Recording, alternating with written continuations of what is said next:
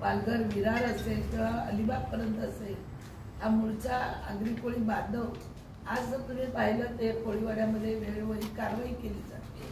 कारण आता घरं कुटुंब वाढली आणि कुटुंब वाढल्यामुळे घरं वाढली आणि घरं वाढल्यामुळे सतत अतिक्रमणाच्या नावाखाली तिथे कारवाई केली जाते. इतर ठिकाणी कुठल्या प्लॉटवरती बिल्डिंगी बनल्या तर कारवाई केला जात नाही, दुर्लक्ष होतं आणि पैसे दिल्यामुळे काही अधिकारी कारवाई करत नाही.